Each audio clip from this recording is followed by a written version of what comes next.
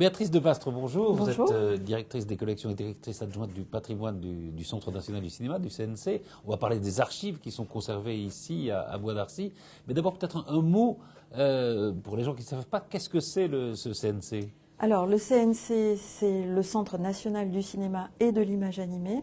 C'est l'institution qui régule et finance le cinéma, mais aussi la création audiovisuelle, la création de jeux vidéo et en fait tout ce qui a à voir avec la création et la diffusion audiovisuelle et cinématographique. C'est un peu l'institution de ce qu'on appelle l'exception culturelle française. Voilà, tout à fait. Pour le cinéma, effectivement, le CNC est très attaché pour la défense effectivement d'une création diversifiée en ce qui concerne le cinéma et l'audiovisuel. Alors, vous vous occupez plus spécifiquement des archives du cinéma français qui sont donc ici à Bois d'Arcy. C'est au fond le trésor du cinéma, quoi. Voilà, on a effectivement des films très anciens. Hein, donc, le plus ancien, c'est alors les plus anciens datent, enfin, avant même la création, enfin l'invention du cinématographe Lumière, puisque ce sont avant les frères Lumière. Voilà, ce sont des bandes réalisées, des bandes d'essai en fait, réalisées par les pionniers photographes comme Marais, comme les photographes anglais qui s'essayaient en fait à mettre en mouvement des images. Donc avant l'arrivée du train en gare de la Ciotat, voilà, il y a des choses. Il y avait déjà. Tout le monde dit que c'est le premier film. Alors c'est effectivement le premier film de l'histoire du cinéma. Enfin, pas celui-là. C'est une sortie d'usine Lumière, mais les Lumières sont les premiers à avoir trouvé un système qui permet de filmer et de restituer sur grand écran le mouvement, la vie captée par un objectif cinématographique. Mais il y a des essais avant. Mais il y a eu beaucoup d'essais et à travers le monde, mais c'est eux qui ont en fait inventé la séance de cinéma publique, payante, le grand écran, le rassemblement du public dans la salle. Donc c'est incroyable. Quand je disais le trésor, c'est vrai. Ah oui, c'est vraiment ça. Comment par exemple, alors on va parler des autres films, mais comment ces films sont arrivés ici? Alors, les films arrivent ici par différents circuits. Il y a des dépôts, des producteurs, des laboratoires. Ça, c'est pour les films récents. Pour les films récents, mais vous savez qu'il y a certaines plus anciens comme ça, comment sociétés de production qui existent depuis avant 1900, comme la Gaumont, Pathé. Donc on a effectivement les premiers négatifs Gaumont, les premiers négatifs Pathé qui datent parfois de certains d'entre eux de 1896. Et puis après, il y a des collectionneurs qui ont rassemblé justement ces essais, alors où ils les ont gardés, où ils les ont confiés à des institutions patrimoniales, comme par exemple on a le dépôt du musée d'Orsay qui conserve, ou du CNAM, justement ces premières tentatives de mise en mouvement des images et qui leur ont été confiées pour le CNAM déjà dans les années 30 par des collectionneurs, des personnes qui souhaitaient justement garder une trace de cette histoire du cinéma.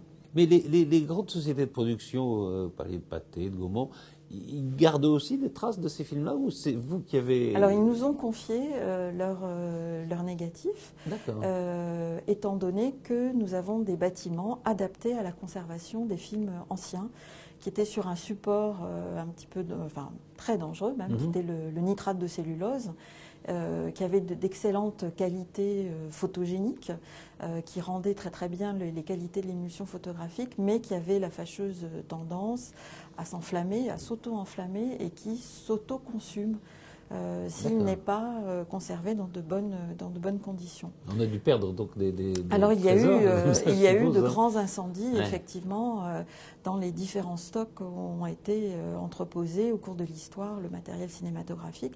Mais certaines sociétés de production ont organisé elles-mêmes des autodafés à une époque où on n'avait pas cette conscience du patrimoine cinématographique. C'est fini, c'est voilà, passé, tout à fait. C'est-à-dire que pour éliminer les vieux films, on les détruisait, on les brûlait. Ça, je vous parle des années 10. Ouais. Et c'est comme ça aussi qu'il y a des lacunes en fait dans l'histoire du cinéma, parce que on a volontairement, si vous voulez, détruit. C'était certaines sociétés de production comme Eclipse ou Lux, ce sont des sociétés aujourd'hui oubliées. Il y a eu cette volonté, si vous voulez, de faire de la place sur le marché en éliminant les bandes qu'on pensait que les spectateurs n'auraient plus envie de voir. Oui, ce qui était passé était fini. Exactement. Quand vous dites, alors voilà, nous on a les moyens de les conserver, ça veut dire quoi? Il y a plusieurs bâtiments? Voilà, le CNC a aménagé petit à petit le site donc, de Bois d'Arcy, qui est une ancienne batterie militaire, et on a construit des bâtiments spéciaux pour ces films nitrates, qui sont des bâtiments d'une petite volumétrie, qui contiennent à peu près 1500 boîtes de films, ce qui permet, en fait, en cas d'incendie, puisque c'est un feu en plus qu'on ne peut pas éteindre, quels que soient les gaz carboniques ou privation d'oxygène, ça continue à brûler. Donc on réduit le nombre, en fait, de films stockés dans un même espace, si il y avait un problème, pour limiter en fait les pertes. Gars, voilà. Et puis après, alors donc ces petites unités avec une température constante et un taux d'hygrométrie également constant. Et ensuite ont été bâtis des constructions, des silos qui permettent de conserver les films sur support de sécurité, acétate, triacétate et aujourd'hui polyester. Donc il y en a 3 sur le site de Bois d'Arcy, de ces silos, et puis nous avons également des bâtiments sur le site du fort de Saint-Cyr. Mais voilà, vous parliez du nitrate par exemple. Il n'y a pas d'autres moyens. Enfin, il faut les conserver tels quels. Il n'y a pas un moyen de les mettre sur un autre support qui permettrait de les conserver plus longtemps. Aujourd'hui, on numérise ces films pour pouvoir les diffuser, puisque les salles de cinéma sont toutes aujourd'hui dotées d'appareils de projection numérique. Donc, il faut que ces films trouvent un support moderne pour être diffusés. Mais la conservation, elle, se fait toujours sur support argentique, puisque c'est le support que l'on sait conserver à long terme. Parce que le numérique, on ne sait pas. Voilà, le numérique aujourd'hui, mais on ne sait pas la longueur de vie que ça peut avoir. On n'a pas de système, si vous voulez, fiable que l'on peut adopter pour conserver, si vous voulez, à coup sûr, sur une centaine ou 300 ans, comme l'offre en fait la pellicule polyester. Alors, il y a eu plusieurs étapes pendant le cinéma. Aujourd'hui, c'est le 16 mm, mais il y a eu le 33. Alors, il y a eu effectivement nombre de formats. En plus, si on ajoute les formats réduits qu'utilisaient les amateurs, effectivement, ça fait beaucoup de formats qu'il faut savoir traiter aussi. C'est ça, oui. La mission des archives, c'est aussi de créer des outils qui permettent de pouvoir traiter ces films. Donc au CNC, nous avons développé un scanner tout à fait prototype qui nous permet justement de prendre en compte les films anciens du 8 mm au 90 mm, ce qui était souvent la largeur des bandes justement de Marais. Voilà. Ah oui, donc. Et alors, en tout, ça fait combien de films? Alors, nous avons la chance de conserver à peu près 110 000 titres. 110 000. Et ce qui fait un volume d'à peu près 1 100 000 boîtes. Ah, c'est énorme. Donc, il faut effectivement de l'espace et des locaux. Et vous recevez, je crois, 1000 films chaque année, hein? Au moins 1000 films chaque année, alors que ce soit par effectivement les dépôts de producteurs, de laboratoires, de collectionneurs, mais aussi par le dépôt légal, puisque le CNC est dépositaire du dépôt légal, et il y a obligation à un dépôt de copies ou d'éléments intermédiaires encore aujourd'hui, malgré le fait que la numérisation du cinéma, pour assurer la pérennité effectivement des œuvres contemporaines. Puisque en fait, nous conservons le passé du cinéma, mais nous œuvrons aussi pour l'avenir, et pour que les générations futures puissent avoir accès au cinéma que nous faisons aujourd'hui. Justement, c'était la question que je voulais vous poser. Ce trésor qui est ici, qui peut y avoir accès?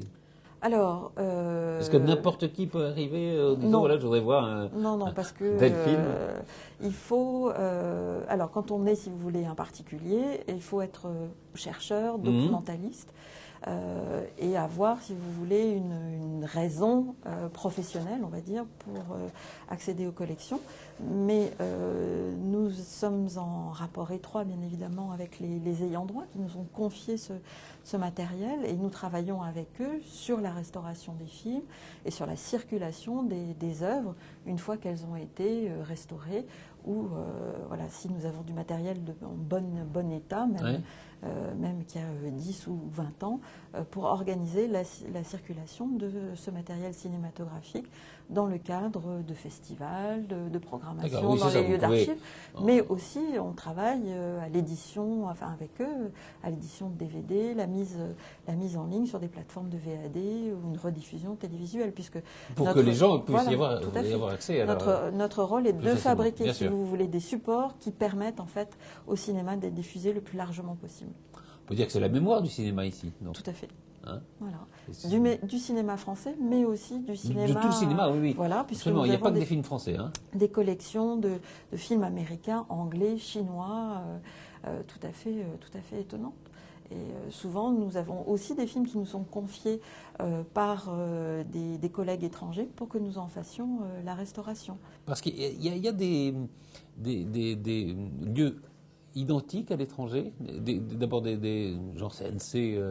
Alors le CNC est effectivement une institution que beaucoup de pays envient à la France, puisque c'est vrai que ça permet au cinéma d'être financé, d'être organisé.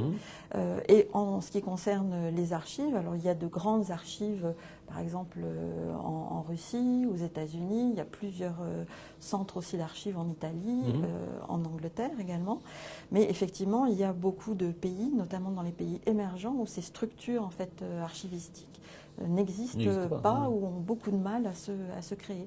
Et il nous arrive de faire des missions pour aider. D'où votre rôle, voilà, pour aider à la constitution de ces archives dans les différents pays qui ont des cinématographies et pour lesquels c'est très important pour l'identité de chaque pays d'avoir cette mémoire cinématographique et audiovisuelle à disposition.